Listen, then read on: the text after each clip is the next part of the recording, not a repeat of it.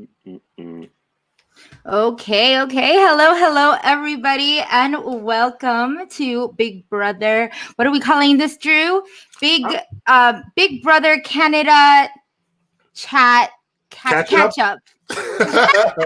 Working title. Working title. We decided that we wanted to do something for you all today because obviously it is Big Brother Canada season. There's a lot of stuff to discuss, and I am going to be here with some of my favorite people talking the most.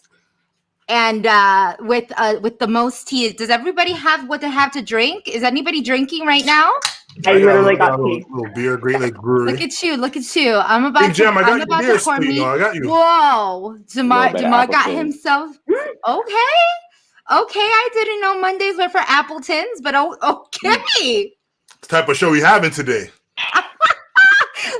So y'all know that what we're about to talk about is going to be good because he got his Jamar got his Appleton. Today we have Cindy with an S from Big Brother Canada 3 and 5, Big Brother Drew from Big Brother 6, and Mr. King Jammers Jamar from BB8. I am kind of, I guess, your host. I will be kind of hosting. Drew is. I think we're just gonna have a good old natural chat. I'm not a great host. I think I'm gonna take Drew's. I'm just gonna look at Drew every time he wants to ask a question. I'm gonna be like, go ahead, just ask it. But I'm Jessica Milagros from Big Brother US 21. I was a 21 version. You know, these are version 3, 5, 6, and 8, and I'm version 21. It's like, this is sad. Canada's got to catch up. We're gonna catch you guys. Yeah, we're slowly getting there. But you guys are cut seasons in half and then just do twice in 1 year. We'll catch up. Oh, yeah, that's true. But, you know, I will say you guys are, I enjoy watching you all a little bit more. And I will probably talk about that in a sec. But for those people who are in the chat, we're going to kind of go through, because I think the last time we did this, we were doing the cast reveals and our first impressions with Maddie and Hira. And now it's been 3 episodes in. We have a whole week of live feeds. Someone got evicted. There was a new HOH. So there's a lot to cover. But I think why I'm so excited about this is mostly because we had impressions, like first impressions coming in. Cast is already, all the house guests are in. I'm going to go in with the nitty gritty. Who's the most disappointing? No, okay. Canadians are nice. I won't ask that. It's not the most disappointing. No, but Drew, how do you Canada nice this? Say something. You're really good with those. Listen, I want to jump and say this. You know, I feel, Jamar, you could chime in here as well. Some people like to compare house guests to past house guests. I saw you on Twitter, Jamar, as well, saying that they had a bit of a archetype. Do you see any similarities, to any house guests that might resemble the Jamar archetype? I'm not saying that they are Jamar. Everyone is their own individual. But do you see any comparisons there, Jamar, since you were the last season? Oh yeah, for sure. I mean, I don't see my archetype, but I see others. Yes. Oh, okay. You see others? Wait, Jamar, that's a very nice answer. Like, really? you usually I think you usually elaborate a little bit more. Oh yeah, I can elaborate. Brayden reminds me of Gary for sure. Who else? When I first seen Latoya, I was like Dre. You know what I'm saying? Oh yeah, a lot of archetypes there. You know what I'm saying? Who else? I don't even know. I mean, you got 2 licensed brothers in the house. I don't think they're my archetypes. People were messaging me saying those are me. I'm like, nah, I'm different. Yeah, I definitely don't see the there's a bit of swagger that they're kind of missing. No offense to them. They just They're just don't different. have. They're just different. Yeah, they're They very, come from very areas, different. you know what I'm saying? I think it's very different when you say archetype, because there's a difference between comparing people because they look similar to a past house guest, and then there's also the energy and the personality and like Jamar said, like swagger, right? Because you know, every year whenever there's an Asian on the show, you know, like when I was on it, they would compare me to a previous Asian in the US, or they'll find something like when Kira was on, people compared her to me. When Julie was on, when Min Lee, like everyone would just be like, oh yeah, that's gonna be the next Cindy, or that person's gonna try to be like Cindy because they're Asian. And then even right now when people are saying like, oh, like Brendan is with Gary, or like I said, Latoya and Dre, it's like we haven't seen their personality that much to kind of compare it other than what they look like, right? Because they do have the same height. Like Brendan is just as tall as Gary, right? And they're both very outgoing. But like for me, it's interesting because there are certain personalities that you can tell that's like very similar to past house guests, because you can be like, you just want to assume because they look the same, but you can see that there's some personalities that are just as quiet that you're just like, oh, that reminds me of so-and-so. But it's hard to kind of separate the two from being like, hey, they look like the person and they are personality-wise like that person. Yeah. No, Latoya is nothing like Dre. My bad. I just want to say Latoya is nothing like Dre. I was saying that first look, first glance, was just like, you know, bald-headed, dark-skinned woman. It's like, come on. Like, you know what I'm saying? But no, Latoya is a savage. Latoya is a savage. And, you know. I just wanted to say, Cindy with an S said that she got Godfrey vibes after watching my first initial video. And I'm still mad about that, Cindy with an S. Yes, I have nothing to do with that, brother Godfrey. For you to even say that I look like, and I will salute Dre, because Dre did the video with you, and Dre was quick to say, "What are you talking about?" So you can go back and watch your own video, Cindy with an S. I am nothing like Godfrey.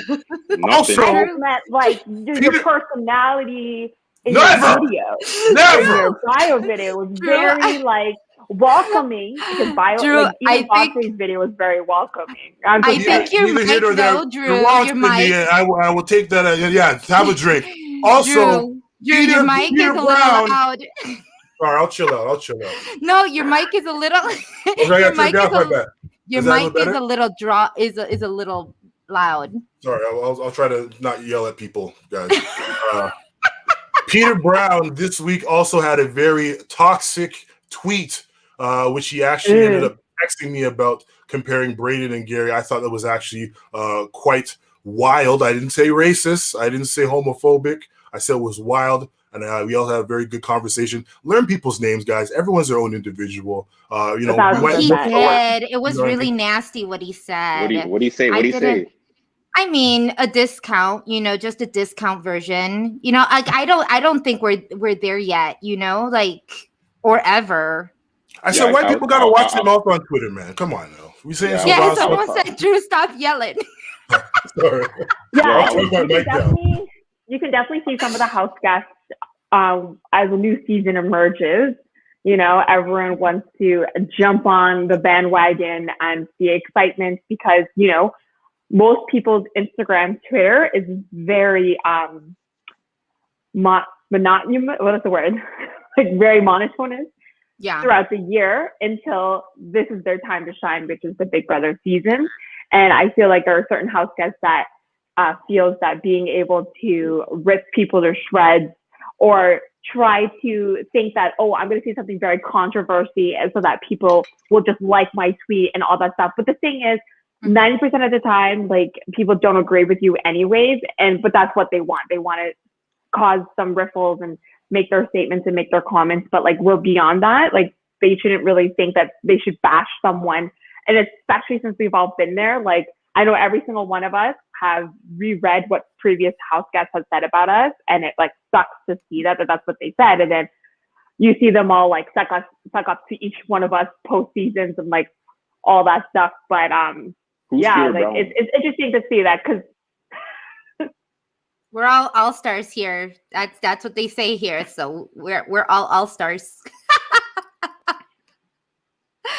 No, I totally agree with you, Cindy. So let's go ahead and start talking about this whole, like, they're coming in, house guests are getting adjusted to living with each other. How do you feel the living situation is there right now? It's a tough one, guys. I'm sure a lot of people aren't used to having 14 other, people living in the same house. Of course, it's probably a little nasty, a little funky. But I did see rip bread from the middle of the bread by ripping the plastic in the middle. I don't know what savage type of hit that is that worthy of your eviction? Is that it? Would you have like nominated her, Drew? No, it's definitely a conversation next to the bread and saying, what were you thinking when you could just rip open bread in the middle? But there's definitely a lot of. I saw people playing games with cookies this week as well. That's a waste of a cookie. No. Did they not eat it? No? I'm not sure what they did with it after, but definitely there is a bit of growing pains. Jamar, did you have any growing pains living with that many people your last year? Yeah, I definitely did. People, they get too comfortable too quick with me. You feel me? And they had a problem with me taking a shit on the first night. Wait, like a literal one? Yeah. Like going to the bathroom. They had a problem with you going to the bathroom. I was the first person to break the ice in the crib, and they were all vexed. Just go to the bathroom. Why would they have an issue with that? Like, that's so absurd. Listen, guys. I thought I was going home. I thought I was going home first week after that. The way they were like going on and carrying on, I was like, damn, bro. I just broke the ice. I definitely think that, like, for us, when we went onto our seasons, that was definitely like a huge game changer of like, oh my God, so many people and getting comfortable. But I think for this season, it's definitely a vacation to be able to hug people and not wear a mask and not have to social distance. And absolutely. Kind of like, it's interesting because before when we were in there, we were like, oh, I can't wait to go back to normal and go to the outside world. But for them, they get to be normal in that world. So that's so interesting to see it because for them, they're probably not being like, oh, I hate living with 14 people. They were probably been alone this entire time and was like, oh my God, 14 people. Let's dance, let's touch, let's kiss, let's cuddle, which we've been seeing a little bit over there. Yeah. So I think this year would be the first year that people are not going to be complaining about the people, the messiness, not having to wash your hand every 5 seconds. I think they're just excited to just touch and lick everything that they possibly can. And, and lick, touch us. And lick. Yeah, I mean, for those of y'all, I don't know in the chats, for those that are in the chats, I don't know how much people are watching live feeds. Obviously, look, this is not my first time watching. This is like, I don't know. This is like this is about like my 5th season watching BBCAN, but it's like, I was doing like, you're doing great. Back work. I was doing back work. My girl, I watched your 3rd season because my girl Brittany's on it. And that was actually what got me introduced to Big Brother Canada because I didn't know Canada had a Big Brother. I knew her before she even got on the show.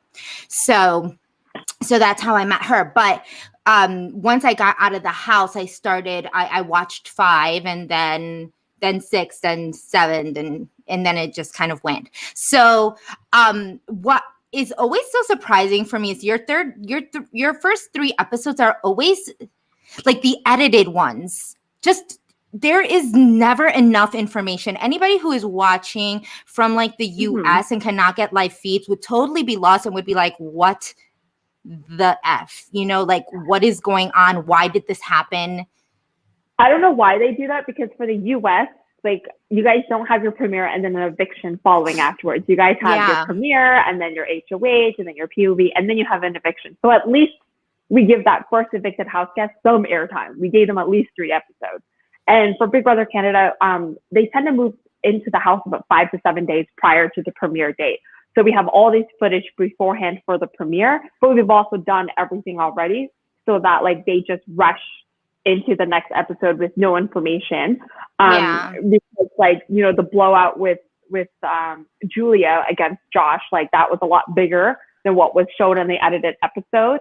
There was a lot more languages that was being used and people were able to express that and said like, oh, there was a difference out of Julie that we weren't able to see.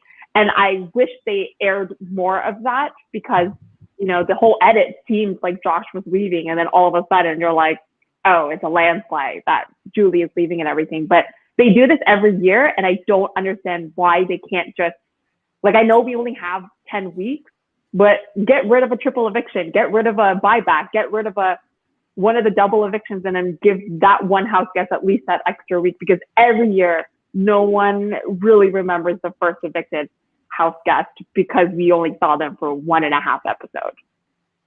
Yeah. So what do you all think right now of the way that it's set up? This is the first time they work in teams. As you can see, you know, Julie left. It's Team Destiny versus Team Defender. And now, like, Julie left. She was on Team Defender. Team Destiny seems to be kind of running the show. You see, and another thing that, like, for this episode, I feel like they don't really talk game. I'm not seeing anybody talk game. Like, so it's very confusing for a person who's just watching edits to be like, what the hell is going on? This is like, this is Austin's HO. She's the first HOH of the season. And she has not talked to one single person. Or they have not showed in these episodes her talking to one single person and trying to, like, really hone in on her HOH. When you're HOH, you're, like, literally looking to make moves. And I was very surprised. How do was she gonna make any moves?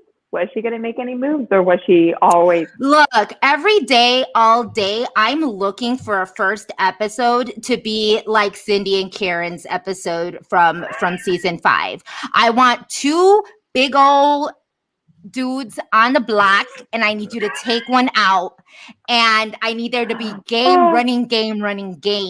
Like, don't waste your first HOH. I mean, let's be honest here, guys. You want to see it's International Women's Day, so be very careful with what you say, Drew. It is International Women's Day, of course, but women do love a good eye candy. And from what I've been seeing on Twitter, there's a lot of Tyshawn clips, a lot of Edson no shirts on. So I think the women are going to be like, hey, let those guys stick around a little longer. But with that being said, I think there are people talking game. I think Austin probably didn't want people to go out seeking information. People should be coming to her with information, right? And from the information that she has received, she knows that obviously Josh is someone that she could put on the block week after week. And I guess the hard one was Kiefer. And Kiefer obviously showed a bit of, like, he knew what was up, because obviously, you know when you're not in favor with somebody. But we'll see what. Well, I guess we have seen, or we know what happens. I don't know how far you want to go down the pipeline there. Spoiler alert. Yeah, absolutely. Want to give big shout out to Maddie. Says, hello, beautiful people. Girl, I gave her the link. So if Maddie, if you are not too tired and you just want to hop in really quick to talk about just to talk a bit, you're more than welcome to. You got the link, so let us know. And then I just want to thank Miss History. Miss History is she is I don't even know how to describe Miss History. She's an amazing supporter of the Big Brother. Super supporter of the Big Brother community. Girl, let's agree to disagree. Everybody who, like, all of Big Brother house, not all Big Brother house guests, but the good ones. She's a big supporter of the good ones. And she is just saying Happy Women's History Month and International Women's Day. Yeah. Challenge.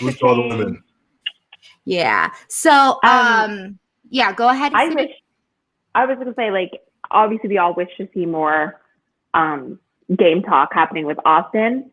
And I think obviously, like, there was talks and conversations. Everybody talks to the HOH. But I think from a production's perspective, it's like nothing is happening. Like, there's no, like, oh, we're stuck between these 4 nominations. It was just like everyone knew who was going to go up. Yeah. They've already decided. So all the conversations just a repeat of themselves of saying, put up Josh and Kiefer, put up Josh and Kiefer, put up Josh. So for them, they're just like, what's the point of, like, and they used to spend so much time having the HOH talk about 4 people that they're going to put up and, like, go through all the talk, the nonsense of, like, oh, I thought about this person, but then I'm going to drag this person's name over. And then I want to do this person. And do they not do that anymore? they cut it out really quickly because you just knew it was just a waste of time to just air this fake conversation that they have. Because 90% of the time, the HOH already knows who they want to put up, the two people that they want to know, unless they're in a huge dilemma and there's really two people going at each other. There's no point of airing that because that's boring TV. And like, it's interesting because before I was on Big Brother, I watched it from a casual perspective, and like, I hated the game talk. I wanted to see the fluff. I wanted to see the competitions and all this stuff. And then after being on the show, I hate all this fluff. I'm like, I want to see the game. I want to see the logic. I want to see how people do this. And now they just do so much. It's like, what was it? Like, who was it? Best Dancing? Like, yeah, white people dancing was crazy. Like, that was great. Like, oh, like that was 3 minutes of my life that I wasn't going to get back. I would rather see something else. But okay, cool. Put it in there for the casual fans. How much, I have a question, Jamar. How much better is or worse is the house now or during your season? Because, you know, now it's just like your season with mold on it. So what is it? How do you feel about it? Oh, it's worse for sure. It's worse and very triggering. Is it? Are you having some hard times like watching? Not really. I mean, I've been over it, but it's just like seeing the teaser and seeing the premiere. It was just like, wow, these motherfuckers really use the same house, and then bring back one of us. Well, I mean, I wasn't expecting a call because, you know, Rock King, but I want to see my friends go at it again. You know what I'm saying? I'm close to these guys, so I wanted to see Maddie, Kira, all of them do it again. I was really excited. I'm like, yo, I was telling them, like, yo, I'm rooting for you guys heavy. Like, I wanted to see them play, and it's sad. When my friends are sad, I'm sad. So it is hard. Listen, if what's his face from the first Evictee got onto an all-star season in the US, then I'm sure one of you guys are going to be able to go on the all-star season, even though you had a short-lived season. Yeah. More than one, possibly, right? And I feel like whenever they do this, like, for Canadians, it's a little tougher to do something like All-Stars because everyone is well-known or they talk to each other and they communicate with each other. So they're definitely going to be keeping an eye out to see who's close to certain people and relationships in order to be able to separate the dynamics. I just feel like this season, like, it would have been perfect for it. You know what I'm saying? You got Team Defender. Let us defend our house. You feel me? And it's like, oh yeah, for sure. There's an excuse to bring back half our season. You know, there's an excuse to bring back half our season because also you're not going to bring back. And you guys would work as a team. You guys would for sure work as a team to try to get the other side up.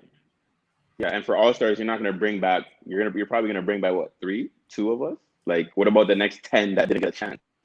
You know what I'm saying? There's 14. There's 13. I don't even know how much shit is already hitting me. But 12 or 13 of them that didn't get a second chance. So it's like, this was the season to do it. And the next season, it makes no sense. You're only going to bring back 2, then the rest are going to be salty. And this is honestly, it's unfair in my opinion. But whatever, who am I? I'm expelled, right? Big Brother is definitely not fair. So I guess that's one thing, you know, that we got to expect, especially with television too. You know, expect the unexpected. So you know, I mean, I would have to agree. I would have to agree with Jamar. Like, I mean, that would have made more sense to be like, why would it be Team Defenders and what are they defending? Like, it would have made more sense for BB8. Also, the goal of having at least 50% diversity on there, I don't think they would really. With your season? Yeah, they would have had to. It would have to have been like Sheldon and Lee and Hira. And Hira, yeah. You know, I mean, who else? I don't know. You know what I'm saying? But either way, you have a full 8 people. 4 people. Like, well, I'm not gonna say myself because I was. Yeah, of course. Like, you know, whatever you were expelled, whatever they can bring that back, whatever they can rectify whatever they were doing. All right, then say me. That's 4 people right there. Yeah, that's 4 people right there. Then you have an 8 new cast, and it's like, why not do 8 people of color? You know what I'm saying? Straight. So, Rob King, you already know. I'm just saying, out of the people that you listed, I wouldn't have agreed that those 4 would have been the right choice to come back. You know, there were certain people that definitely made an impression within the short time that they were there that I think deserves another chance to go back. And there are some people that did not make an impression during that short time that Let's elaborate. No, I'm good. I can't even remember certain names, so I'm just saying, those are the people that I wouldn't like see them on, Feel you. What do you mean? Sheldon was great. Sheldon was great. Come on. Everyone has their favorites, guys. You know how the game goes, right? So there's there's something that I missed. Is there something that I missed? Was there something that happened? There's nothing that happened with me and anybody in your season. I watch it briefly, and those that stood out, even when I don't watch the shows on Twitter and everything that stood out, those ones that stay standing out. And there's certain people that did not stand out as well as they wish they could, and those are the people that are not going to be asked back. Yeah. Fair. So like that's fair. That's fair. There's two factors. You're going to be entertaining, or you were a very strategic player that needs to prove something. And there's Sheldon in those ladders. Yeah. Let's talk about that. You said there's people that make an impression and people that don't. So let's talk about the people who are making an impression this season. Who are the ones who are standing out as like the ones that are either Latoya. Right? I mean, Is that the other one? Did too. I thought Julie was quite. I feel like if she stayed, she would have been like nice to watch and very entertaining. You know what I'm saying? I feel like she would have been lit to watch. To be honest, Josh too. I mean, like underdog. So the underdog story is there for him. And who else? Latoya. Cindy said Latoya. And I'm rooting for the brothers, but I gotta see more from them. You know what I'm saying? It's only been 3 episodes. I'm rooting for them, but I gotta see more from them. Instead of just little scenes here and there. Hey, Maddie. We got Miss Maddie. Thanks, Maddie, for the last minute. How are you guys? What happened to your neck? Oh my god, getting old sucks. Getting old sucks.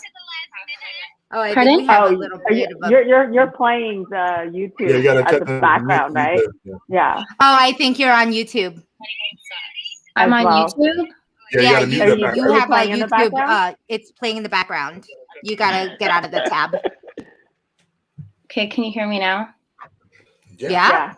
Okay. No, I'm just saying getting old freaking sucks. I've been like in the boxing thing. 31. Oh, okay, we're the same age.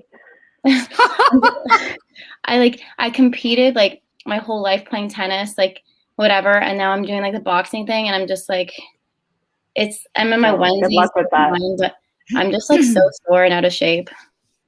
Yeah, we'll talk about that. We'll talk about that that match, that boxing thing a little later, because I know that's like a hot topic. There's a lot of people probably on the chat that want to know more about about that boxing match. From what I know that Jamar's going to be in the corner rooting for Michael, if I wasn't mistaken, right? Maddie too. You're going to be on Maddie's corner too? We'll see. Are you gonna be the one with like the Vaseline, like ready for to make sure to put the Vaseline on? He's gonna be the one checking my Jill, because that's what they do. I'm kidding. A house that hasn't made an impression, and I wish can make an impression, even though he had such a preseason emphasis, with Kyle. I forgot that he was there. Oh yeah, he's kind of like sleeping in the background, huh? I literally forgot that he was on the show. I was just that's not a bad thing, though, guys. in a game perspective, for sure. Yeah, of course, yeah. Yes. Like that's what you want. You don't want to be spoken to or anything. But like he has even been called into the DR once. Kyle. Who? I haven't seen now. Yeah, that's nice. Who? He did. It's like he did. Usually like they're quiet, but they usually at least they'll bring them into the DR to say 1 or 2 fluff lines of being like, oh, so and so is cute, or like I'm so glad I'm not on the block. But I or did I just miss it? Or are they all just blending in together? And I'm just you probably missed it, right? Some people just listen. You check for who you like. And you'll know when Latoya's not on, or you'll know when the people you like are on. Like that's how it goes. Yeah, as you can see, like, I think that there are people who are, look, I'm insanely impressed with Latoya. For someone whose team has been on the block 2 weeks in a row. She has been owning and literally working these first 2 weeks. Like, she's been the puppet master. She's been the one who's been at the forefront of, like, you know, flipping these these decisions. My question is, and Drew's probably not going to like this, but is she playing too hard? No. Nobody thinks they're playing too hard. No, I don't think she is. And I think it is also a matter of, no matter what, she was going to go in and people would always going to target her no matter what. And I think she's playing it as well as she can for who she is. And I think that if she was quiet or anything like that, people would still target her and be like, that's not her personality. She's too quiet. Like, she's not representing it well. And So I think for her, like, I think she's playing it perfectly, in my opinion. So I want to know, I know that there's the people, are you all caught up on feeds, or you guys do know, like, spoilers? Are you all into spoilers? Yeah. No, I don't watch spoilers. You don't watch spoilers, Jams?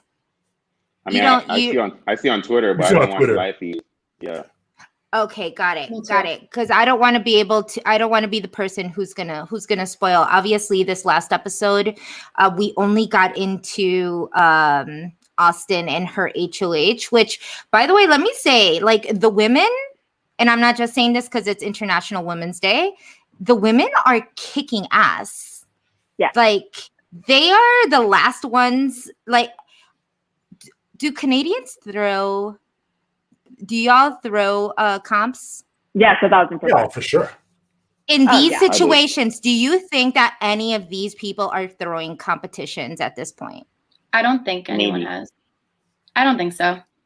That was a hard competition, the last one. I think some of them have. Like, I don't know. It's if you're a strong, big guy, they tend to always throw the beginning competitions they try not to be the first person to drop whatever. And then once they're kind of in the middle of the pack, they let go. Or if they see, because what was it? Like, the one where they were holding the bucket, it was like boom, boom, boom, boom, boom.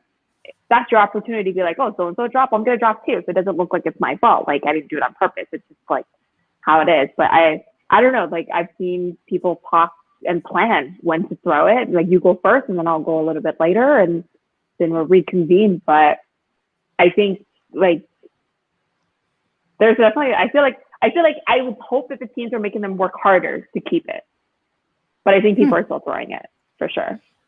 You guys are in teams. If you guys are in teams, and like how 9 is right now, what is your game plan? Would you guys be throwing competitions?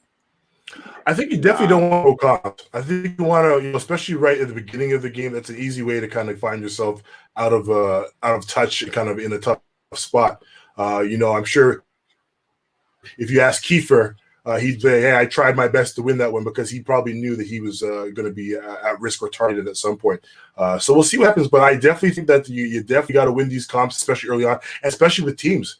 We saw, how things kind of unraveled for Julie in terms of, her thinking that she was, safe, and then things kind of went really, really quickly. And also, I wanted to shout out Anthony. Anthony went and saw Julie after she was evicted this week, and that's something that I think is, definitely underappreciated in the Big Brother community, showing support from people who are evicted. Ramsey came and saw me when I was evicted. I saw a bunch of people, over the years as well. But salute to Anthony keeping that tradition alive, kind of setting support and, checking in with the house kids after they're evicted. But yeah, that's really important.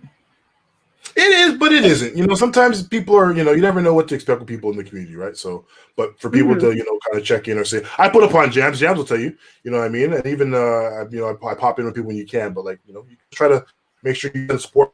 Definitely being evicted is not the most fun. Expelled isn't, definitely. Yeah, even worse, right? Or getting the whole show canceled. that it's also that really I couldn't really even imagine.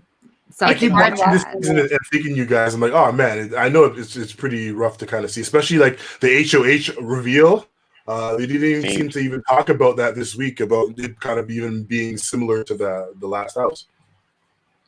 Yeah, it's hard to watch it for that reason. Just it's the exact same like set, the same theme pretty much, and it's just like Jumanji kind of just grew and took over. That's basically the only difference, and it's weird not seeing us on it because it's the same set.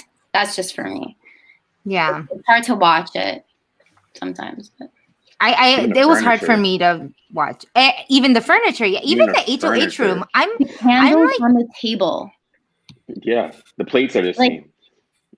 Come on. Wait, they didn't even change the plates? No, the black furniture where they sit for evictions is the same. The plates, the backyard, the courtyard is still the same. Same tiles, same cushions, same everything. The candles. even the stage where Arissa was on is the same too. Crazy. And she wore the same dress. No. That's people probably would have like believed you too, but no, we all know that's not true. Miss Arissa never wears the same thing twice. I'm joking. She's too much of a queen for that. She's fly. Let's talk about the person that because I kind of want to get juicy with it, right? Ooh. Who was everybody's favorite here at going in, and who is their favorite now? Has that changed? No.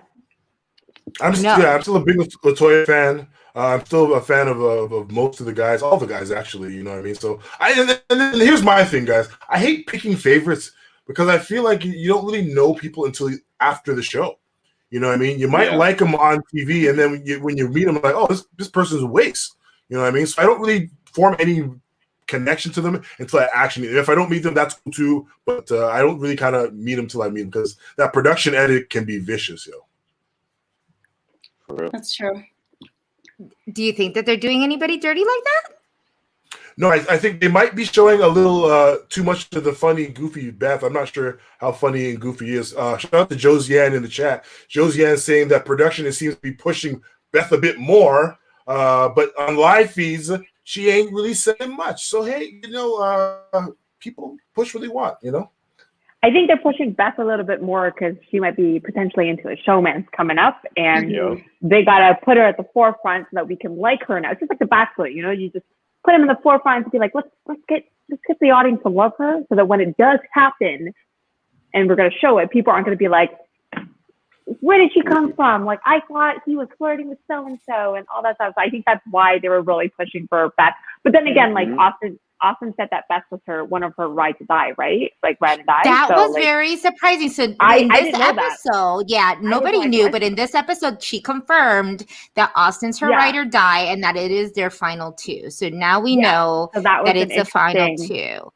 Yeah. So for sure. Is this like, because I was getting these weird vibes. I'm here thinking like, who is Beth gonna be with in terms of like the live feeds? She kissed Jedson last night, but she was but she was cuddling with Ty at night. So she kind of look. Beth became my Shiro in like 2.5 seconds, because a girl who could do that in the same house, to be like making out with the dude and then at night cuddling with the other one, I give her mad respect. She also expressed that she didn't want to be on the showman's and that she just wanted physical touch, and the other person also reciprocated saying, I don't want a showman's either. I also just want to touch. So, girl, do your thing. I'm just thinking, is that gonna like affect, like, does Austin have a thing for Judson? Is that gonna just, get girls a little catty? I think these women are stronger than we think, and I don't think the typical cattiness that we experience as high schoolers and within our young 20s to be like, oh, if so and so likes the same guy I like, you're gonna get upset about it. A lot of them are very mature and they're also older, and I don't think that is gonna come out. And like some of the women, they've already came out as either bi or lesbian, or they're just not interested, or they're already in the committed relationship. But I don't think that is going to cause a ripple within that. And especially with the team dynamic, it's like, if I don't like so-and-so, like I can't do anything if our team is safe, or if our team's in danger, then yes, maybe they'll try something. But I don't think cattiness is going to be coming out over a guy.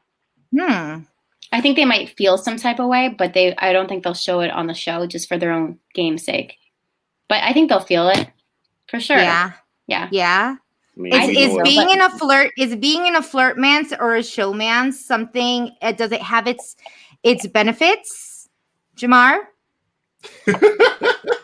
It can, because it can get quite lonely in there, and you might need some cuddles here and there. You feel me? So yeah, that's the benefits of it. You know what I'm saying? And then And what are the negatives of it? The negatives. Are there any negatives? Yes, there are, because people think you guys are attached and think you guys like make a decision as one. You know what I'm saying? Good thing I wasn't like that on mine, but you know what I'm saying? Most romances, people think they make decisions together. You know what I'm saying? So that's probably the negative of it. You know what I'm saying? We're also not talking about how men interact, Jamar. If Jamar has a young lady that I think that I could get as well, it could be an issue. Maddie, do you want to speak about this? Because I think you might have something to say about two men jockeying for your attention. I had more of like an undercover showmance. No one knew I was in a showmance until I kissed him leaving the doors that night. Oh, so no one knew. Like Jamar said, it was more of like just a cuddle thing, and it was like a company and to keep me, like us both, like sane. And but we didn't want to show it to the rest of the house. And then everyone was actually shocked. Like when we kissed, everyone was like, "What? Them?" So wait, so my question would be though, does that compromise like your decision making?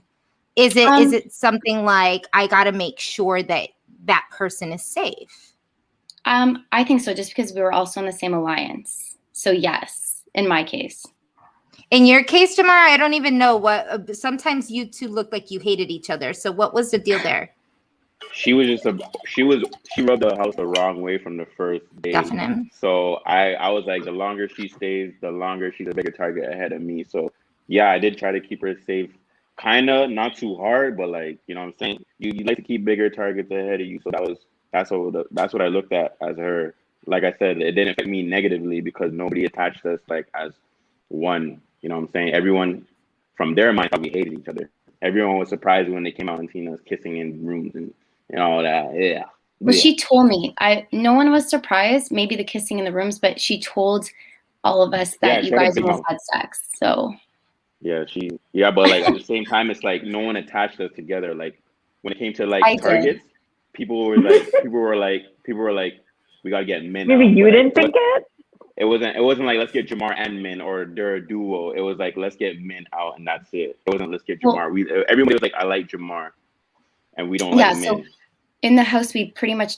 I didn't particularly like Min because since the very beginning, since I walked in, she would make fun of me, the way I looked, the way I spoke. She would take jabs at me for no reason, not game related. So I did have somewhat of an issue with her, and that I didn't associate her with Jamar though that way. I wasn't like, oh, we gotta get Jamar out.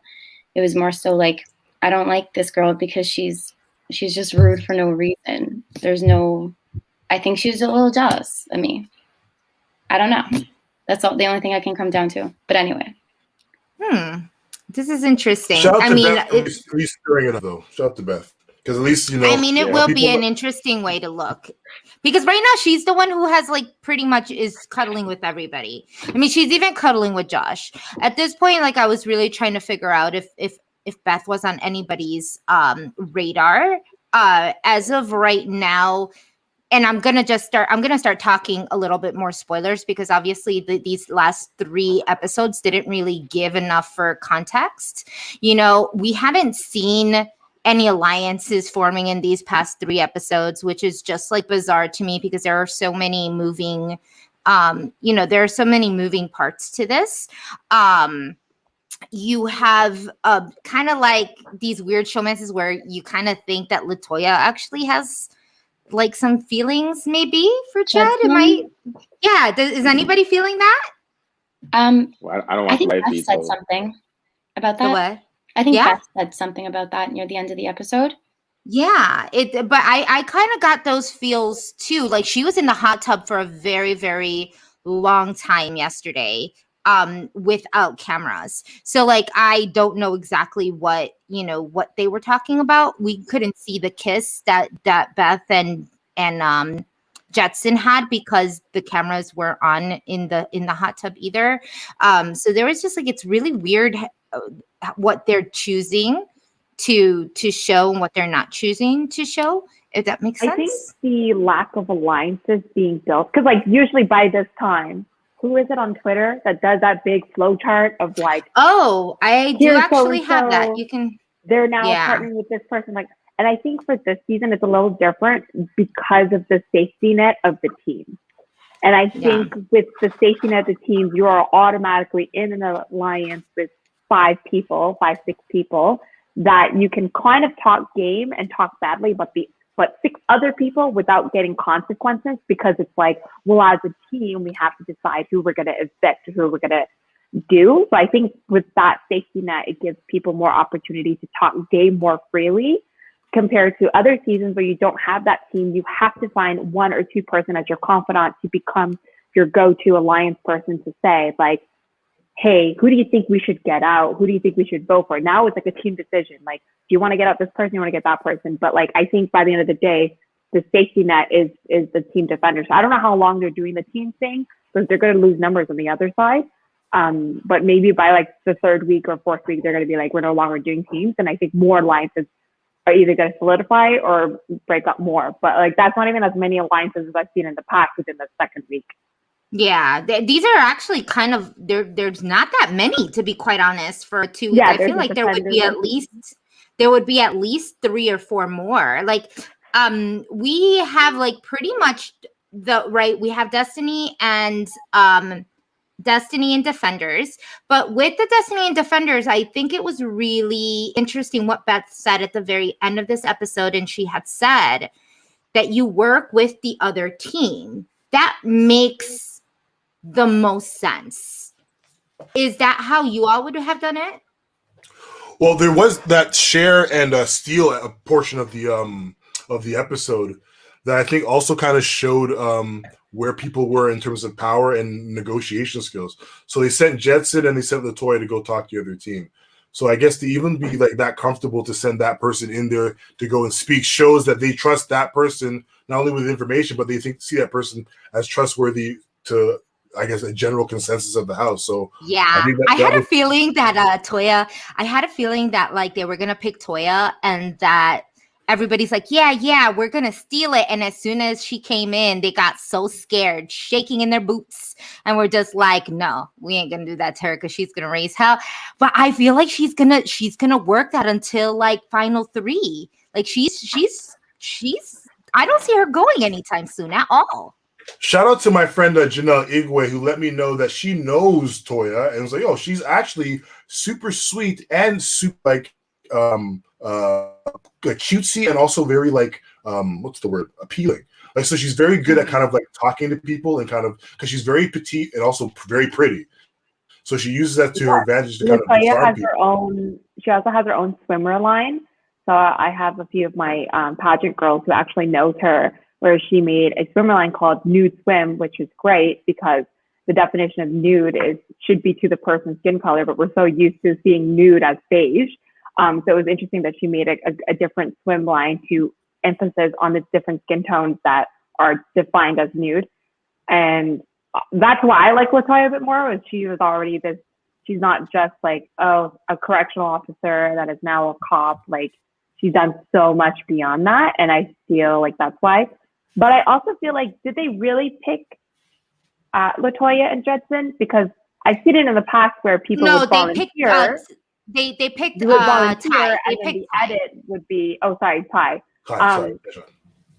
sorry, I wasn't paying attention, but yeah, like I've seen it in the past where they've had competitions where they say, hey, you guys need to pick 2 house guests. And sometimes people tend to volunteer themselves because they know they can do it better or that they want to be at the forefront. And then the edit comes in later where they say, okay, you guys say that you picked this person, and then let's get you in the diary room and say why you picked that person. So a bit of me feels like maybe LaToya might have volunteered herself and then like, oh, I'll be in the forefront to do it since, you know, like I was the last person standing on that HOH competition or something. And if she did that, like, I like that she's taking charge and absolutely kind of proving her value to stay on the team. Being like, you need me for the next HOH competition because I can actually try to help us win, considering how you guys keep on flopping. Mm-hmm. Hey, Jamar, do you look at LaToya differently because she's the boy of them? No, that's fine. She's Jamaican, so you know what I'm saying, and she's from Pickering. She's from my end, so you know I'm rooting for her too.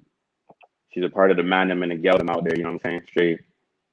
So she would look the other way if she seen you doing a little 120 on the 401. No, she'll allow me. What do you mean? She'll allow me. She'll allow the man. Oh wow. I don't know. I mean, she seems nice, but she also, like, there's a very serious side to her. I think that you can tell the people she did not get along with were the ones that were very loud and that she felt like could not keep their mouths shut. So obviously with the Julie aspect, and Julie did mention it in her eviction recap, that Jess, sorry, I don't want to jump here, Jess, but I want to say this. Mm-hmm. Controversial question, guys. Julie, first transgender house guest, first boot. Do we chalk that up to her poor gameplay, or is it maybe she wasn't accepted due to her being different? I think it was gameplay. Poor gameplay. Yeah. I definitely think it was poor gameplay. I feel like a lot of people were very open to what was going on. And I get what you're trying to say, Drew, because I think there's a lot of people on Twitter right now, on BB Twitter, that are starting to make this like an LGBTQ situation where if Josh leaves, that people are specifically targeting that community. And I personally do not think that's the case. I think that with Josh in general, he has done stuff that has been very shady. He's done stuff to make himself unreliable. A lot of people, I think it was in today's episode where LaToya was saying how Julie could not keep anything to herself, that she was just like, so like they say, loose lips sink ships. To me, like in my season, in my season, there was someone who couldn't keep her mouth shut to save her life, and she was out third. Like, and that was it. Like, when you are proven untrustworthy with a specific information, and unfortunately, someone like Victoria, as much as I like her and she's bubbly, I feel like she's next. Because, I mean, did you see what she did to, well, for those who don't know and who weren't watching the feeds today, the big thing that she said, because right now we are looking at it as if Kiefer and Josh have just gotten put up, right? Mm-hmm. So those were the two. As of right now, Vito has already been played. Someone has already been taken out. And a new person has already been nominated.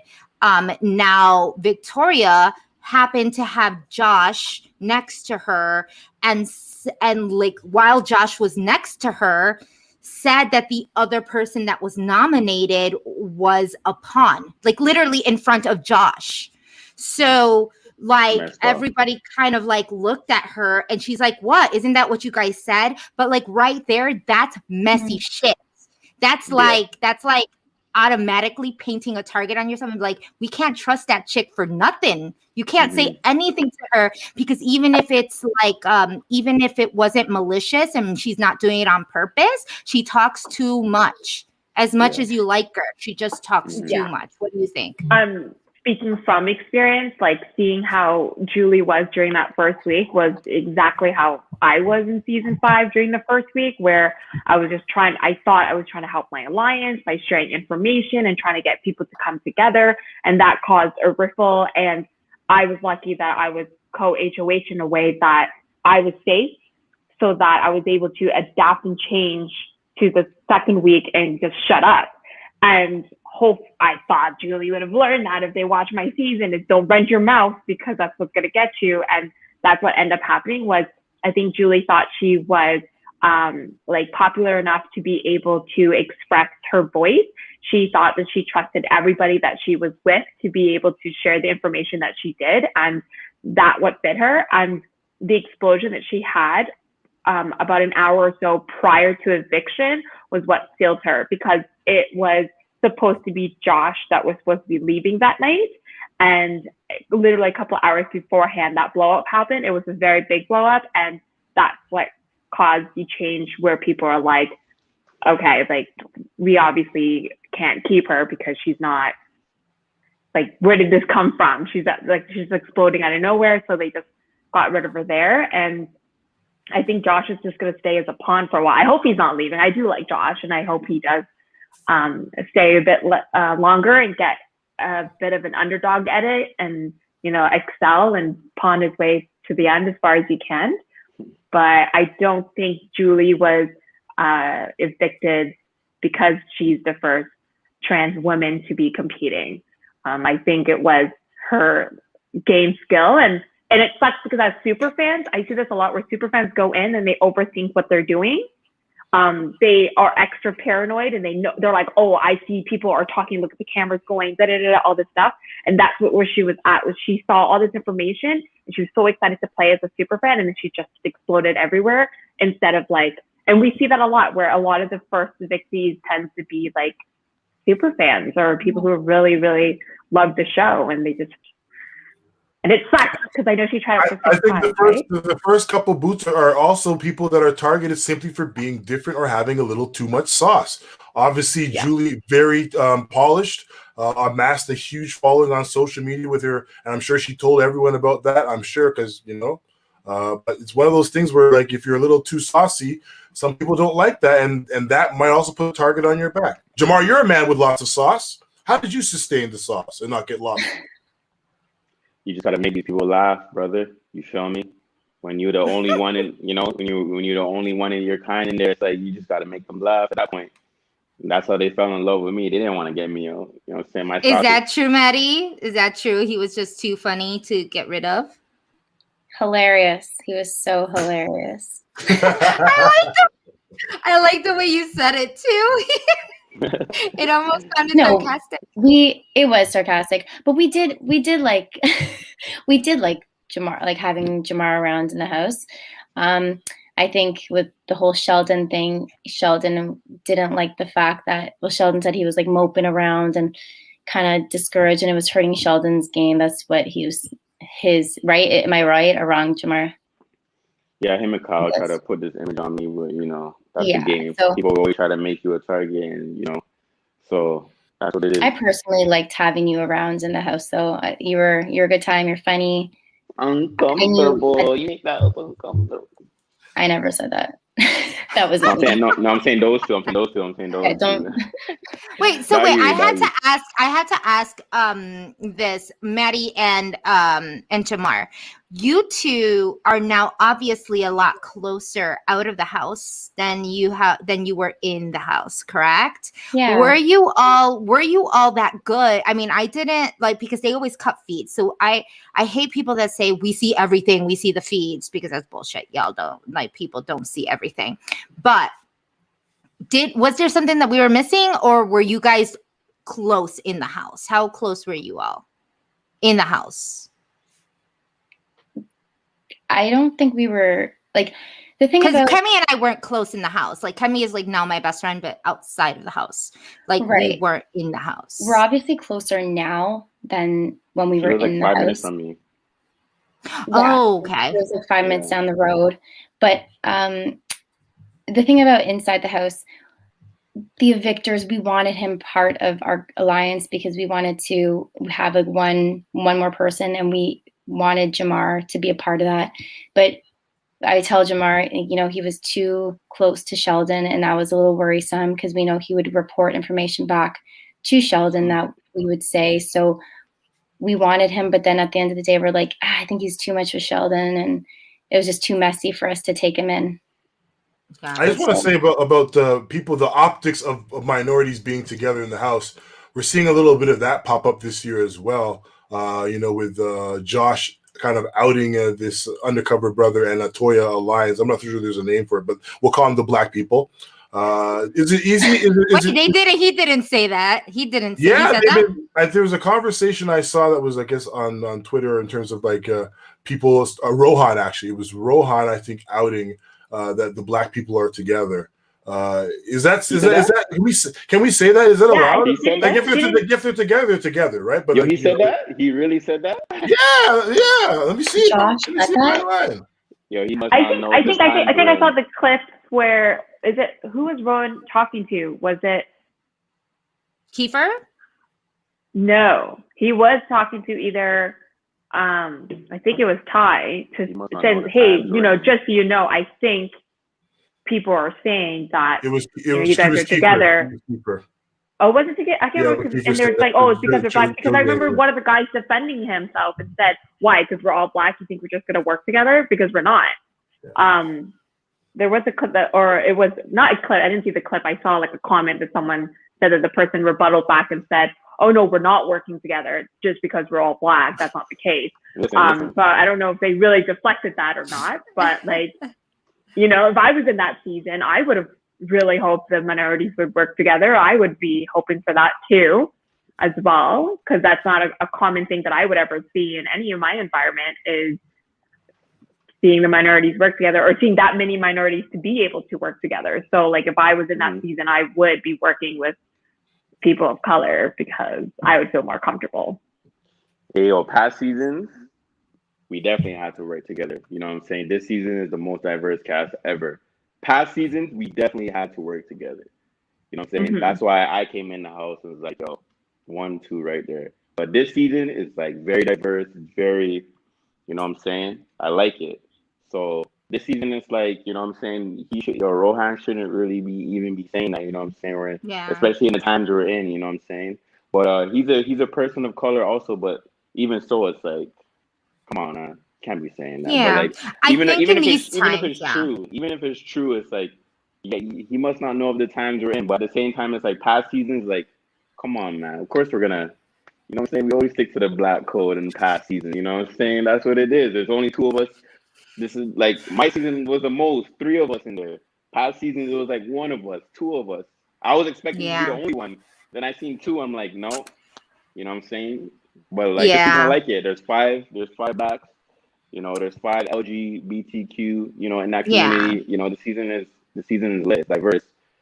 But here's the beauty, and I agree with Miss History. And Miss History, thank you for the super chat. It's fear of Black unity gets them shook every time. I very much agree. I very much agree with that. And but I think the beauty of it all is that you have enough people, enough mix of people for it not to have to be that. Exactly. So now you have a good amount of people, right? You only have 1 straight white woman, 1 straight, you know, a white man, and, you know, a gay white man and a lesbian white woman. And things start to change because there's not enough of them to make one, you know, there's not enough of every one person to make an all black alliance or an all white alliance or whatever it is. Like, and to be quite honest, not every black person likes each other. Not every Hispanic likes each other, and not every Asian likes and not every white person likes each other. Like that just because you are, you know, for me, if I'm Puerto Rican, just because you're Puerto Rican, well, yeah, it's like you being from Chicago. it's like I initially have something in common with you, and that's a bond. But after a while, if I just don't vibe with you and I don't like you, I don't like you, and we don't vibe. It's not because you're black, white, Hispanic, or whatever. It's because we don't vibe. Like, and I think we see this in something like LaToya and Victoria, where people are expecting them to work together because they're two black women, and they're literally opposite ends of each other, because LaToya, they're both strong and they're both very smart and very beautiful women, but one happens to play a more low-key game and the other one is just a little bit, you know, more animated and more just like all over the place, and those two vibes don't mesh, you know, and so that's fine, and that's the beauty, and that's why we want, I mean, correct me if I'm wrong, that's why we want diversity, because we don't want it to be like, oh, they got rid of them because they're black. Oh, they got rid of them because they're gay. Oh, they got rid of them. Like, that's the whole reason we want diversity. Mm-hmm. If they were the only two black people in the house, do you guys think they would work together, though? If they were the only two, let's say LaToya and Victoria were the only two black people in the house, no black men, just them two, you guys think they would work together? Because I think they'd have no choice but that they have to.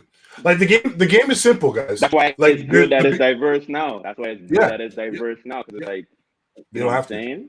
Yeah, I agree. Yeah. And then, like you say, like Big Brother 22, Bailey and Devon, they tried to actively stay away from each other, and they were still pinned as being each other's. Before. They weren't even friends before. They weren't. But then you had someone like David, who was, you know, really trying to, you know, get into that mix and just couldn't do it. And, you know, because it doesn't make sense. Like, it can't just be about that. Right. Yeah. So, I mean, that makes a lot more sense. But now that we're talking about, people are wow. People had talked about Josh, and I think a lot of people in the chat were talking about Josh today in the Twitter land. A lot of people were saying that he's being bullied, that he's that they're being really mean to him. I'm not gonna lie, I've looked at the feeds and it's a little hard to watch, but at the same time, isn't that what happens when someone is on the block? I mean, I've seen people. Yeah. So if it's not jury phase, usually pre-jury is whoever's on the block. They tend to be isolated. Yeah. They tend to be out of conversations of game because you have no impact in the game whatsoever. Were you all doing that to Nico? No, I wasn't. I was trying to keep the brothers strong. I was like, bro, come on now. For me, I would constantly try to talk to Nico because I'm like, why isn't this guy campaigning to me? So I went up to him twice. He never, said a word to me. So I'm like, he threw in the towel. He wasn't. He just threw in the towel. Even when people came to him, he was just done. So that guy, there's nothing you can do about that guy. Yeah, I know. I like him. He's a cool guy. He's a cool guy. He's one of the mandem. You feel me? Cindy, I know with your previous with 5, you guys put 2 big bucks on the block. Was there a lot of isolation there between Demetrius and was it Matt? Is that his name? Was that his name? I forgot his name. I don't even know. I will get back to you. Oh, Mark. Mark? Yes, Mark or Matt? Mark. Cindy's trying to pretend like she wasn't trying to show Matt good, though. Come on. His first name. Okay. What was very interesting with that dynamic was the reason why I pushed for Karen to have the 2 male guys on there was because at the time I was protecting the vets. That was my goal, was because her initial wants was Bruno and Netta, and I didn't want that at the time. I was like, no, like, you're such a fan of the show, you guys saw that conversation. So I wanted to get the vets to be safe and have these 2 guys. These 2 guys had their own separate alliance already. Dimitri came into with the vet side, and Mark was with more on the newbie side. And it was literally back and forth. And it was on eviction day, Mark was going to leave. And then about 2 hours prior to eviction, he tried to flip the vote and you saw the drama that unfolded with there. And then it didn't work out at the very end. And then I kept my vote to keep with Dimitri's instead of going with half of my alliance to keep Mark instead, because I didn't trust Mark at all. I think that was a different circumstance where people actively try to campaign and try to keep each other. But from like season 3 and stuff, like I felt the isolation when I was on the block twice. Other people felt the isolation too when they were getting on, especially when I don't know, once POV is done, by that time you kind of know if you're going and who's not going.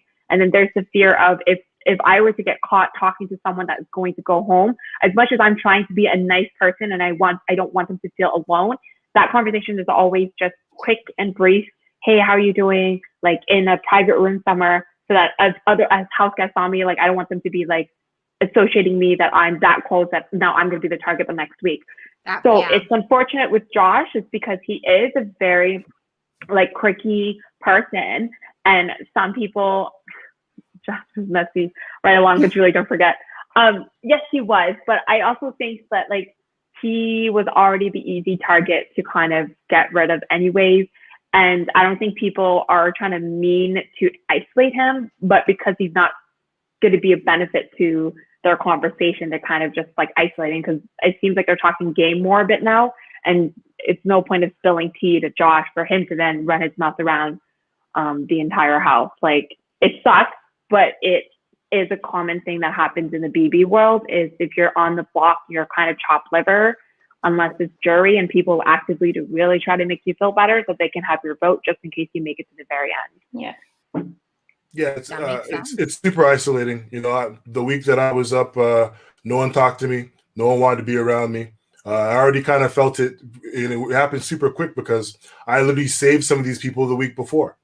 So you also feel like it was like, damn, like these people are really not fucking with me on so many different levels. So it was probably one of the worst weeks. And I'm popular in real life, and people love me. But in that house, when you're ready to go, they're not messing with you. And it's probably one of the most lonely feelings. I even have like a meme. Some dude sent me a meme of me just sitting in between literally two groups of people by myself on a step. But it's one of those moments where I realize like, hey, this game is not for everyone. And if you're not mentally tough, those moments there will make you will make you run away from it. Because I gotta say that the whole Josh thing, and not to cut you off, Drew, but the whole Josh thing, it's like, it's to see it happen, it feels really bad. But the fact that he is like he calls himself a lone wolf, and that he is an introvert by nature, makes me feel a little bit better, you know, because like it's almost like he almost doesn't care. Like I see him walking in and trying to do this, and people like just leaving and walking up and leaving and just being mad disrespectful. And he still tries, and he still talks to himself and like talks about what his plan is. And it just makes me so sad, because it's like he has a game plan. Like he has these things that he wants to play the game, and nobody like wants to play with him. And I feel like at this point, like Josh didn't make enough secured relationships during his first week for it to carry on to the second week. And you know that in the BB world, the moment you don't talk to someone for one day, you're paranoid, you've lost that relationship with them, and that's it. And then as soon as you don't talk to someone, the moment you talk to them again, it's why are you talking to me now? This is obviously gameplay, this is strategic. You were never talking to me last week. So I think that's also a factor too, is like, you know, Josh is trying to jump into certain conversations, but it just feels weird now. It doesn't feel as genuine, like he's actually trying to make a conversation, or is he just going to be there to just like do whatever? I don't know. It's definitely tough in this situation, but I think that's just, I just hope Josh doesn't hug anybody on his way out. Like, don't just like, I'm glad that I didn't hug anybody on my way out, because like you guys like ignored me and all this stuff. Why am I going to fake hug everybody and say, oh, thanks, like have a great day? No, I hope you all not die, but I hope you all hurt yourself. And like, you know, people put light plagues and all that stuff. I say that BBCAN 8. No? Yeah, I wasn't hugging anybody. You didn't hug nobody. Yeah, that's why I ran on my street. No, I got it. I get it. I already had a plan. Like if I got backdoored, if I got snaked, I wasn't hugging anybody. I don't care. I'm bitter. It's so fake. It's just at this point, like maybe I would hug maybe like one or two person that I want to, but even then I wouldn't. Like I think in my eviction, I told the people that I said I want to hug you when I leave, but I know that would just obviously make it known that we work together or this or that or whatever. So I'm gonna hug you now, But at my eviction, I'm just gonna walk off. Like I don't want to talk to any. Like I know I'm leaving, so screw you all anyway. So bye. That's a good idea. Yeah, Andrew ran out. No, Andrew. I just remember Andrew ran out. You just ran out. Yeah, he just grabbed his bag and like walked out, and it's just come on, bro. I'm a real dude. Everyone knows me. I'm a real guy, and I think that's the epitome of like, you know what? We're done with it. We're done with this, yo. You know, I'll see the man out there, but other than that, you. And the thing is, though, before eviction, you have multiple times to say goodbye to anyone. You see me packing my stuff. I'm in the kitchen. I've been packing. Like, you know, making your last meal. No one even says anything. I think people talk to me on my eviction day because it was my birthday. If it was not my birthday, I promise you, people would not have, like, I had breakfast made for me. I had people make signs for me. I had people hug me and wish me a happy birthday. I still campaigned my butt off that very last day and did the best that I could. And I only campaigned also because people were talking to me because it was my birthday. But if it was not my birthday, like my first 2 evictions, if it wasn't my birthday in those seasons, which it wasn't, people didn't talk to me on my day, the day I was leaving. They're watching me pack. They're having their own conversation while I'm packing. I'm like making my last meal. I'm trying to say goodbye, but then it's just like, you know what, screw you all. I'm going to hug you guys now. I'm going to say my words. I'm going to spill all the tea that I have possibly to help you guys and do what I can. But then once you leave, I'm just like, I hate you all so much. What is it? What is it with people and their birthdays and being on the block? Like Kemi was on the block during her birthday. You were on the block during her birthday. Rohan right now, who is the spoiler alert. He already had his birthday. We got evicted on our birthday. This is a day I will never forget. On my birthday, guys, by the way, my birthday is 4/20, so you guys can remember that. Every year on 4/20, I remember that is a day that I got evicted.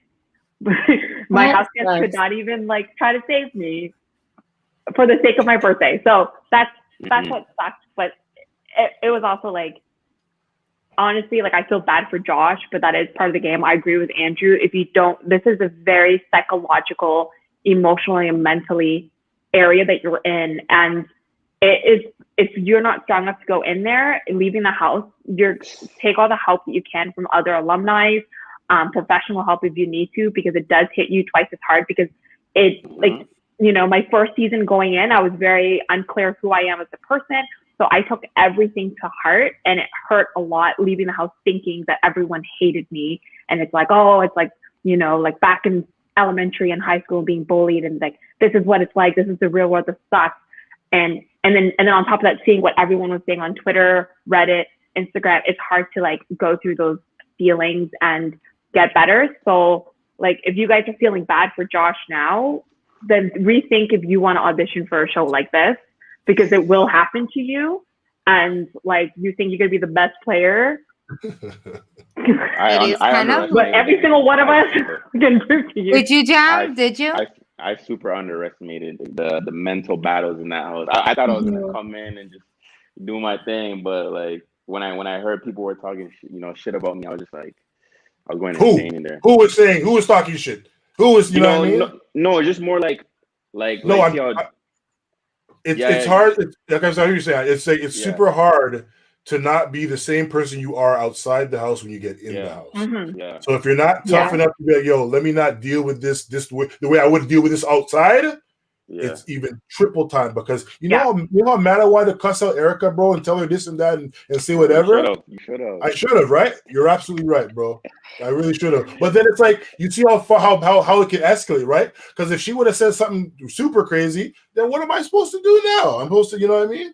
So it's like, you literally have to play the game from the perspective of the viewer, because if you play the game from the perspective of you, there's 2 things that can happen to you. Actually, only one thing. It's going to be disaster. And we've seen that. Yeah, unfortunately, this is psychological warfare. The cameras are always on, and that's why, like, when I saw Nico at the pool party, guys, I had to go talk to him, and that's why I had to tweet support for that stuff, because I know firsthand people that talk shit about the game will probably never have the opportunity to play the game. Nope. And if you never have the opportunity to play the game, you don't know what it's like to truly be in that circumstance. And now, having been in that circumstance, anyone who is even on the show has my full and utmost respect, and I salute every one of those house guests. And I might talk shit for a second, but the truth of it, guys, I salute you guys for even stepping in and putting yourself out there like that. Yeah, I think when house guests are talking smack or saying what they want to say, I think that 90% of the house guests that are saying it is basing it on the character that is on the show. And it's like, I hope we can only wish that as these house guests, you know, leave and come out and they're like, oh, you know, this alumni, I very favored this alumni. Oh, it sucks that that person said stuff about me. It's like, I've done it before where I have said things about like, what was it? Like Caitlin in BBUS, like I was so angry that she couldn't do the damn puzzle. And I was like freaking out over on Twitter about it. But I wasn't mad at her. I was just mad at like just being like, why that can be done. But when I met her, I even told her, I'm like, just, you know, if you backtrack and saw any of my tweets, like it's not attacking you as a character. I was just shocked that you couldn't do a 10-piece freaking puzzle. But like people, I would like to think that there are certain people don't know the puzzle broke. The puzzle was broke. So like people don't know the stuff about that. So when you see the show, like, oh, Caitlin, you're a dummy. No, the puzzle was broken. She fucked it up. So she was, you know what I mean? But that's the thing is there are some house guests that I would appreciate if they even took that courtesy just to reach out to the new house guests to say like, hey, you're going to see a lot of stuff, especially from my mouth. But like, just, you know, it wasn't about you. Like, I can't wait to meet you as a person. But there are definitely some house guests that are attacking the people like on a personal level as well. And that's what really sucks is because they don't know how to break that apart too. Because like Maddie, like you were saying about Maddie and Jamar, like they weren't that tight in the house, but you guys are much tighter outside of the house. Same thing with almost all of us. There are people that I was really tight with in the house that I hate right now. And there are people that I hated in the house that I love right now. So it's just interesting how people personality change when they're in that game. That's this psychological warfare. I also advise, I didn't do it, but I wish I went to therapy after the show because I think it should have been spoken to someone else because the hardest thing was you can't talk to other house guests because sometimes you don't, like they understand, but they don't understand because the game is still in your head. So you feel like they want something out of you and that's why they try to reach out to you. Yeah. And then you can't talk to your everyday people in your life because the everyday people just say, it's just a game. Like, get over it. Like, it's not that big of a deal. And they don't feel the life that we had inside that bubble and how much it like did to us. So it's almost like it never happened. It was like I had compared it when I got out. Someone had asked me, and I was like, I feel like I was in the Wizard of Oz. And, you know, I got stuck in a hurricane. I went into this new world with new people and I had good friends and then there were villains and there were things I needed to get through. And then once I got evicted, it's like I went back to fucking Kansas and everybody was like, what was that dream you had? And I was like, no, bitch, it was real. That shit was real. Yeah, like I lived it. I swear to God, I lived it. Like, and they were like, "Well, it's just a game. It's not that serious." And it was like, but it was.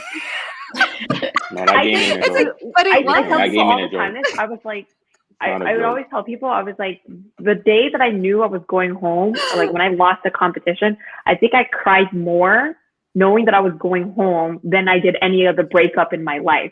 Like I felt like I was breaking up with like Big Brother and I are breaking up and my heart just broke and I was just like, because it's a once in a lifetime opportunity and I feel for you, Maddie and Jamar, like you guys didn't get to play out your season and that sucks so much. And like, I genuinely hope that you guys get an opportunity one way or another in some shape or form, but like being that like removed out of the situation and how hard you work to get there. And then you're just like, I literally cried more than any other breakup in my life. I was just like devastated. And then everyone just didn't understand. They're just like, I didn't even get to that point. Shit, I was only in that bitch for 17 days.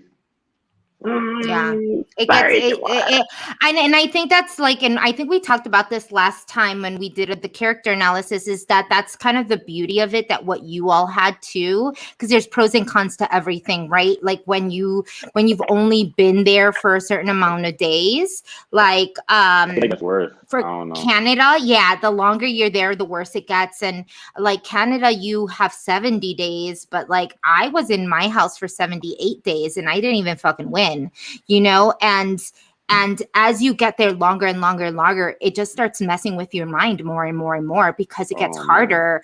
It gets harder to figure out who's lying and who you eventually have to kill. Like, I know that sounds very dramatic. I'm Puerto Rican, I'm sorry. But you literally have to, that's my disclaimer. It's like, I'm Latina. I have to, I'm just a disclaimer. I'm dramatic. But yeah, bitch, you had to figure out who you had to kill. Like, you literally had to cut them off, and it JAMAR, feels very real. Even though you were only there for 17 days, both myself and Ika were only there till week 2, and we still got asked to come back. So I'm just saying, it felt like forever. No, trust. 17 days was like a lot for me. That was crazy. It is enough. Yeah, because with how I went out too. It's like, you have to do it like 17 days times 24. Yeah, I usually say like 1 week. 1 week of Big Brother world is 1 month of the outside world. Because that's why relationships are so tight. Like listen, Big Brother has more successful relationships than the Bachelor franchise, right? And it's because you date for someone literally. If you spend a whole entire week with them, you're eating, you're farting in front of them, you're doing all kinds of things, picking your nose, like you don't care anymore. Literally. You're like, right? How many engagements have we had this year already? Speeds up the talking process. I think that's what the pre-dating. Yeah, and this is why people, I feel like, don't understand when they're just watching and they're not as obviously as connected. Think about it in the sense that and we always talked about this in the house too. It's just like you have 24 hours a day with people, even if it's only 17 days, right? 24 hours a day, you're with that person and you get to, and there's no phones, there's no anything to distract you. All you have to do is talk to them, get to know them, who you think they are, what you think they do, like what they love. You get to know even like the tics, the weird things that they do with their eyes, or the nervousness that they do, their habits, their nervous habits.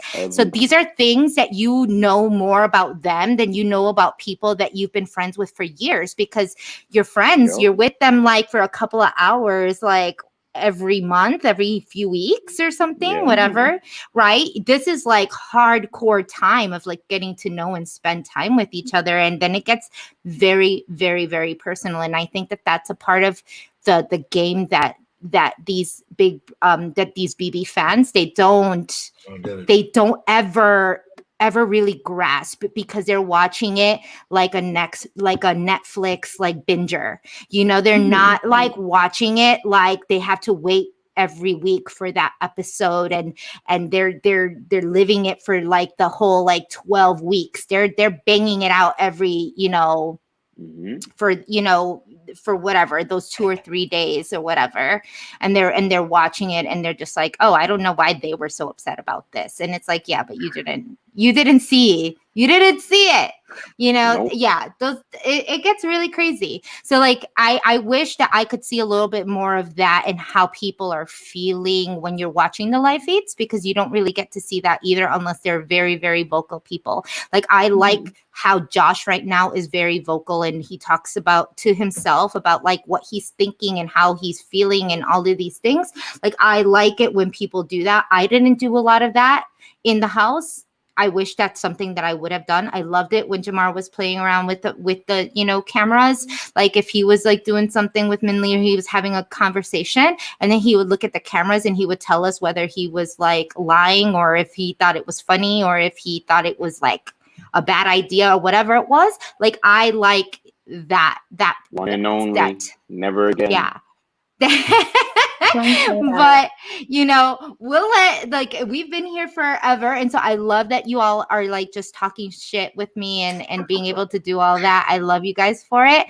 I want to just quickly, because we have this BB, people have been asking, we have this BB US versus BB Canada boxing match. And it literally came out of nowhere. It was just like, it was on Twitter. It was on the Twitter feeds, and people were like, is this real? This is a pay-per-view. What? Like, what the hell is going on?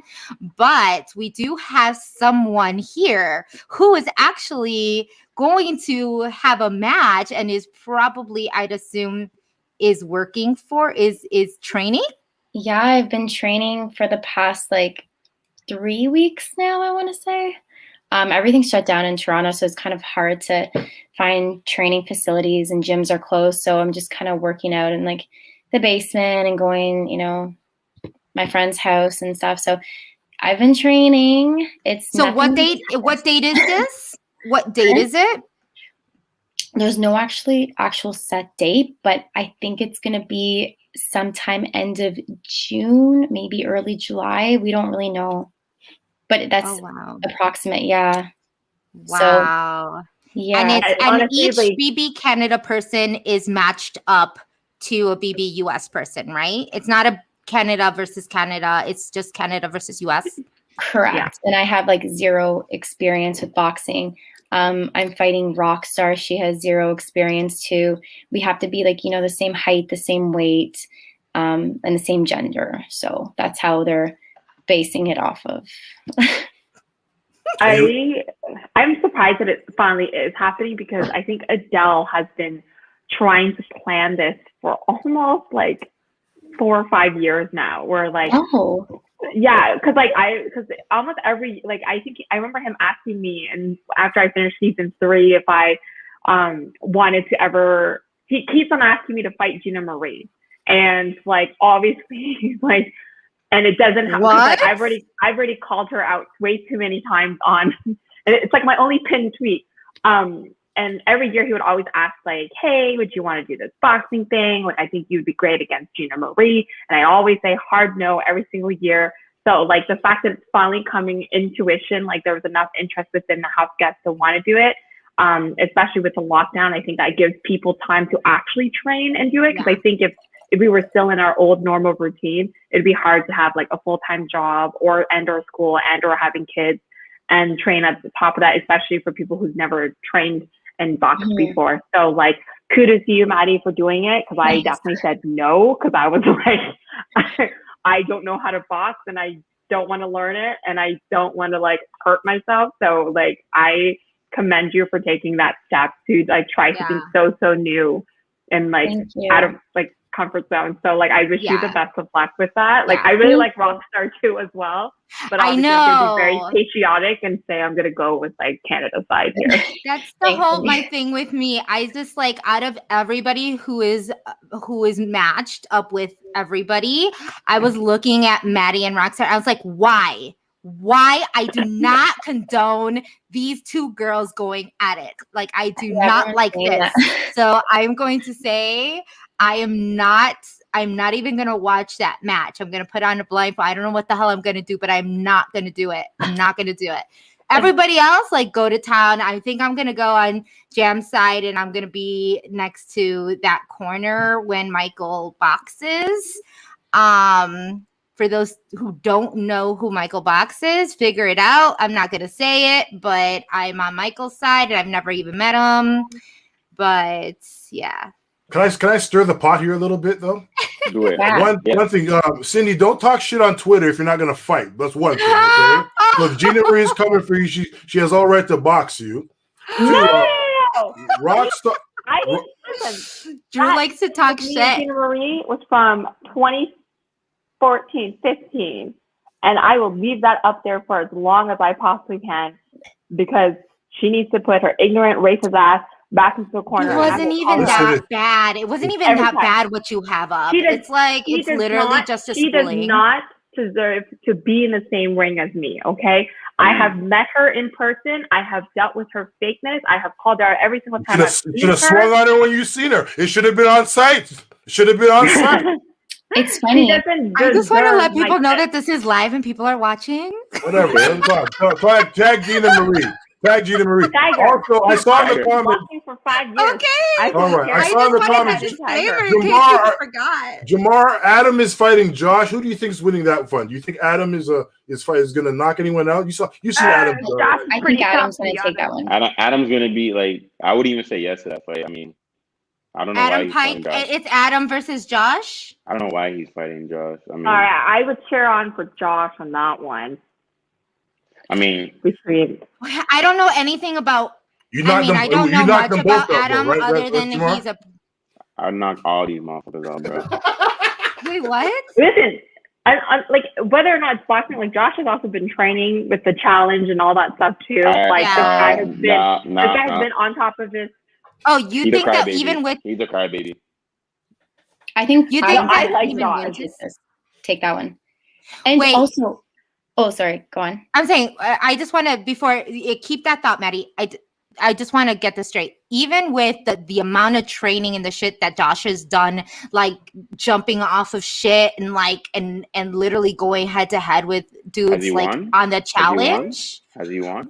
He did win an elimination. Yeah, he did. This last one, he won an elimination, and he's won competitions. Throwing like this. No, I think definitely Adam's gonna take this one. Adam's winning. You think so? Yeah, I just wanted. I don't know. I don't want to like it.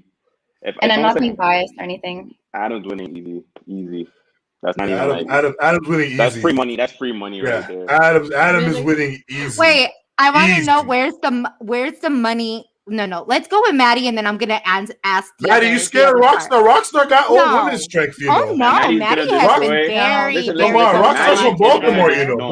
Baltimore's no joke. No. Maddie is Scarborough's no joke. That's true too. Maddie's gonna eat that easy, straight. Yes, it's live. I like Rockstar, but Maddie's gonna you up. You know what I'm saying? Straight. You know what? Maddie won't talk shit, but I'll talk shit for her.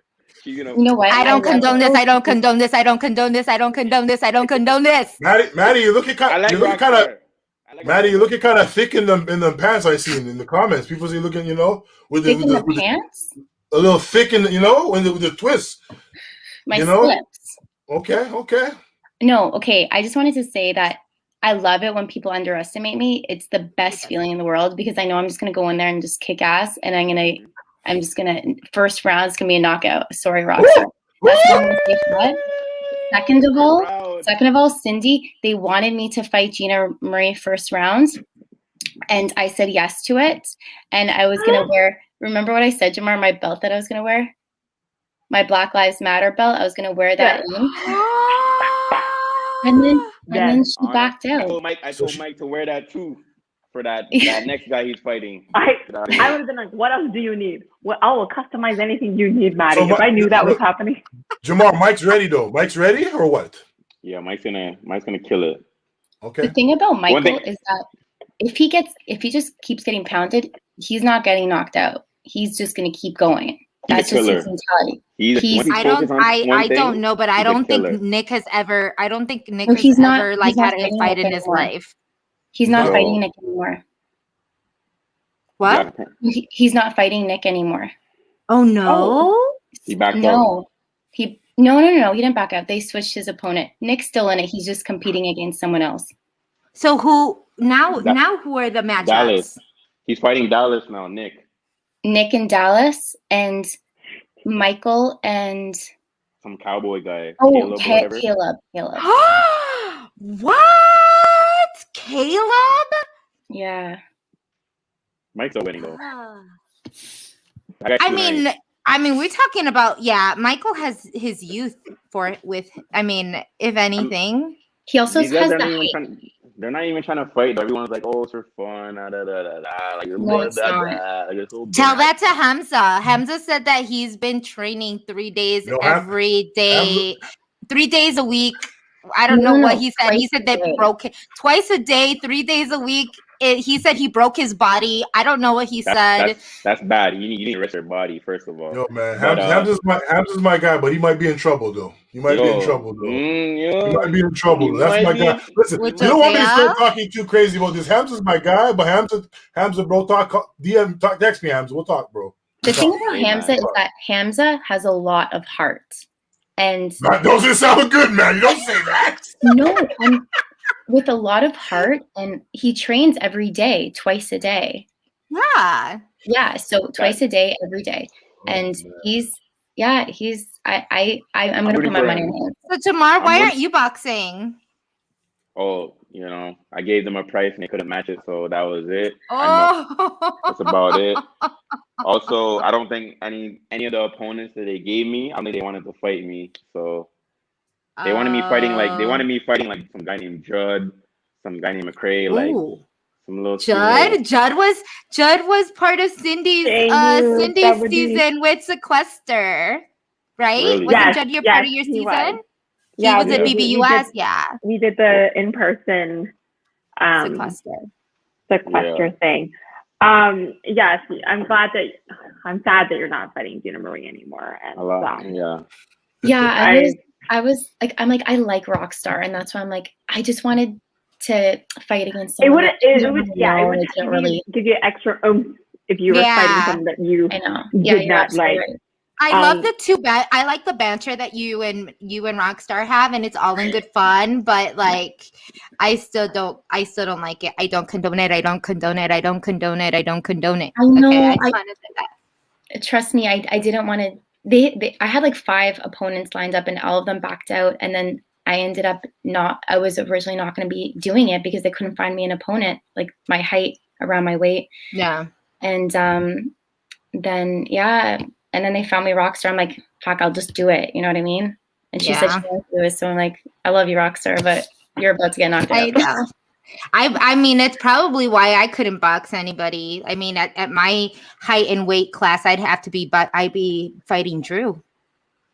Oh my gosh, no. I take that on 100%. Did I say that creepily? I'm sorry, guys. It's International Women's Day. It's okay. I have to say goodbye.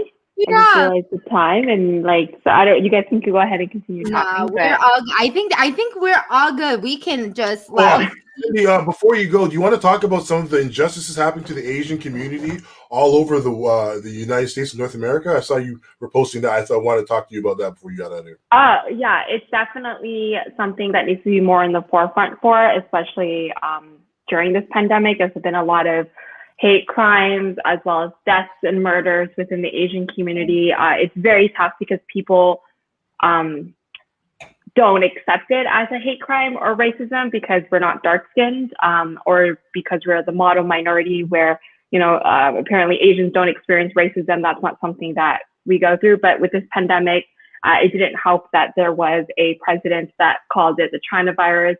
And the fact that everyone assumes that all Asians look the same, so all Asians are Chinese, that they deserve to kill, 78-year-old Korean women and fire up the elderly, and especially people who can't even fight back, and they're just, it's been insane. So in Canada, it's still going on a lot too, but we're definitely more under the covers about the stories, and it's not as more forefront about it.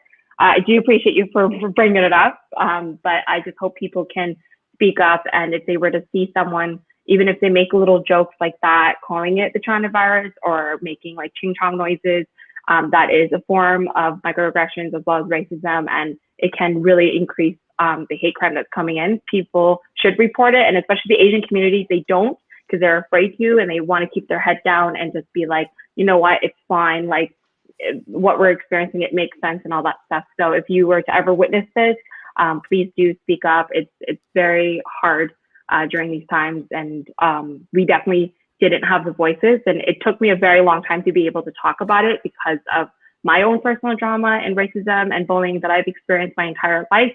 So it was like definitely hard for also me to accept that it was hate crime and racism, and like even to this point, sometimes now, like I don't really leave my home. I was in the US for a while. I was afraid to go to the grocery stores, and being the only Asian in the community there. So I definitely feel it and feel the looks that is going through. And I'm a very outspoken person, but I'm actually sometimes thinking twice before I speak out in public because I'm worried about my own safety as well. So I would encourage everybody, if you can, to please speak up and be there and be able to assist wherever you can. Yeah. Thank you for sharing that. Yeah. Thank you so much for sharing that. And I hate that we're even going through times where this needs to be said, but alas. Thank you so much, Cindy, for being a part of this. I love to hear.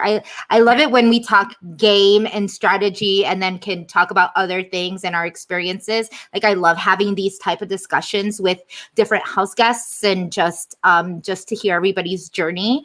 And when not, can you tell us where people can find you? If they want to follow you, and do you have anything coming up or anything that we should be looking for? Are you going to be boxing anybody? Hell no. Yeah, you can find me on City with Less and almost anything there. I personally don't have anything upcoming, but I encourage everybody to look at all the other house guests. They all have their own podcasts as well as YouTube and streams. Support them, especially if you were talking shit about them in previous season. This is now time for you to give back to those house guests and be supportive for everything that they're doing. But that's pretty much it. Thank you for inviting me last minute. I appreciate it. I'm not too involved in the BB community, so sometimes it's nice to come back into there once in a while. So it was fun talking to you guys. Yes, definitely. You're always welcome. Thanks. All right. So, yeah. And then there were 4. I know that it's we've already been here for a long time. I know I love talking to you guys, even if like we just end this and we'd be like, I don't know, playing drinking games or whatever. But where do we go from here? Now, Drew, is there anything that you want to say before we kind of call it a night? Yeah, no, happy International Women's Day to all women celebrating today. We have some beautiful, wonderful, talented that inspired me. Of course, my mother, shout out to my wife as well, but shoot to all the women doing wonderful things, positive things in the community. And like with Cindy and Esther, I'm against racism, all racism. As a large Black man, I experience racism very differently than some people, and it's very not covert, it's overt. So it's like people say it is what it is. But Canada's very different in terms of racism being kind of hidden as well. So salute to Cindy and everyone kind of going through some weird stuff during COVID. But yeah, hopefully everyone's positive and productive, week. And yeah, let's get this money. Yeah. Jam, thank you for showing up today. Is there anything you want to tell? You want to tell anybody? Anything coming up? Anything you want them to know? I just want to say everyone needs to be considerate, and when it comes to watching this season, you don't need to talk about badly on season 8 people. I'm saying it's very triggering for us to watch the season, and I'm saying with the fact that COVID ended our season, so be considerate of our feelings. I'm saying it's very triggering for us. So when we tweet or say certain things, like don't try to come at us. Like it's very triggering for us, and a lot of us are kind of upset and sad, let down that that we're not on this season, or at least not received a courtesy call or something. So just be considerate of everyone's feelings, and just enjoy the season. You don't need to tear down anyone else. Just enjoy the season. It's very diverse, and you guys know where you can find me. I'm all over Instagram. I got Twitter fingers most of the time, and you gave us sets. Maddie, can you send us in the private chat your Instagram while we're at it?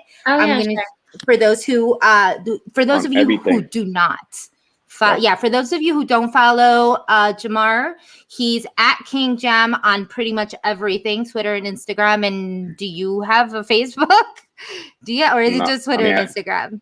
I don't use TikTok? Facebook. Do you have TikTok now? I got YouTube. I got everything. Yeah, get us subscribers. Subscribers on YouTube, man. Yeah. Yeah, we're on YouTube right now. For anybody who is interested, what was your last YouTube?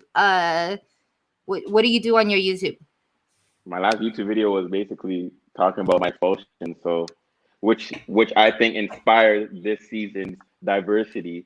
You feel me? That also, at the end of the day, I don't look to take credit from people, but what I'm saying, no exposure from me, we would be seeing the same typical cast, in my opinion. But what I'm saying, that's just my opinion and a couple others. But what I'm saying, yeah, I talked about my expulsion, and if you want to hear my thoughts and feelings, that's the last YouTube video. I'm very bad at being consistent on YouTube, but I'll try to do a thing every now and then.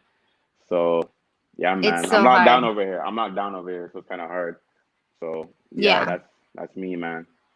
And Maddie, how about you? Obviously, we're going to be paying attention to your training schedules and your shit talking with Rockstar. You're back and forth. You guys have a lot of that. All the haters that are rooting against me, keep it coming because I'm loving it. It's making me work harder, and Batty Maddie is about to come out. Okay.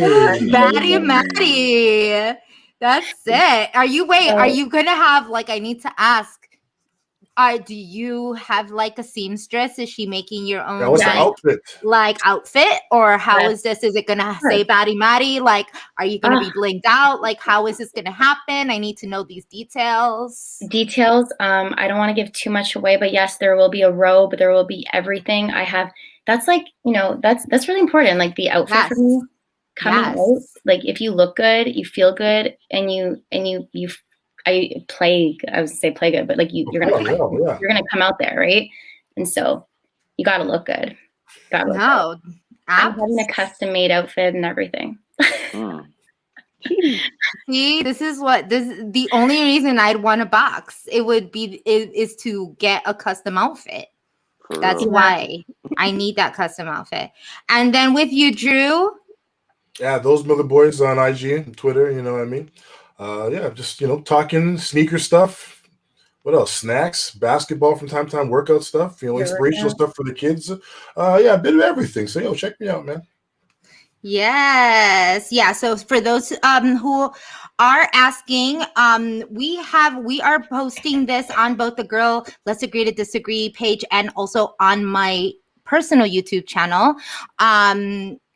We're still trying to figure out the logistics to all of this. This may be a weekly thing. This may be a bi-weekly thing. This may be I'm drunk, let me just get on. This might be I don't really like how the season's going. I don't really want to talk about this because it's pissing me off.